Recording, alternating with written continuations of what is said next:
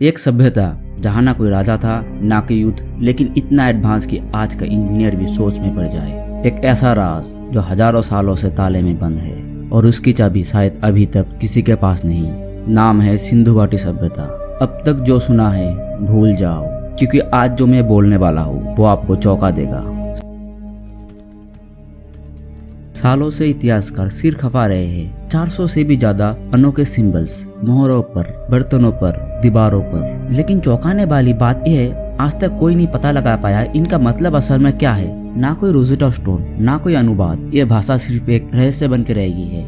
और तमिलनाडु के सरकार ने तो $1 मिलियन का इनाम रखा है। जो भी इसे डिकोड कर पाएगा वही इतिहास बदल देगा। सोचिए, हो सकता है इन सिंबलों में छिपा हो उनका धर्म, कानून, साइंस और शायद उनका आखिरी पैगाम भी।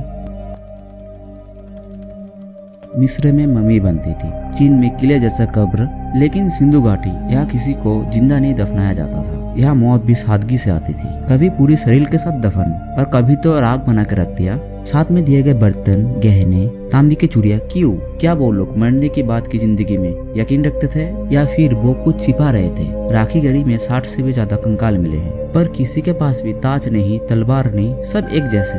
शायद पहली इक्वल सोसाइटी रही थी। 5000 साल पहले जब बाकी की दुनिया गंदी तालाबों में नहा रही थी, तब सिंधु घाटी के घरों में था प्राइवेट बाथरूम और पानी निकासी का परफेक्ट सिस्टम। हर गली में नालियाँ, हर घर में कुआं। एक पब्लिक बाथ भी था जिसे देखकर लगता है साफ सफाई इनके डीएनए में थी। ना कोई राजा, ना कोई महल, फिर भी इतना ऑर्गेनाइज कि आज के स्मार्ट सिटी भी इसके सामने फेल हो जाए। ये लोग जीने के लिए प्लान करते थे, जीतने के लिए नहीं।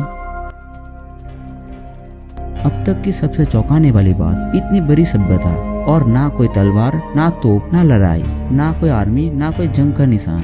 दीवारें है पर लगता है बाढ़ रोकने के लिए बनी थी, ना कि दुश्मनों से बचने के लिए। क्या सभ्यता शांति से चलती थी या फिर इतनी समझदार की लड़ाई की जरूरत ही नहीं पड़ी? 1900 BCE के बाद इनके शहर वीरान हो गए, सड़कें सूनी हो गई, पानी के कुएं सूख गए और व्यापार बंद हो गया। कुछ कहते हैं मानसून धोखा दे गया, कुछ कहते हैं नदियां बदल गई और कुछ कहते हैं आर्यंस ने हमला कर दिया।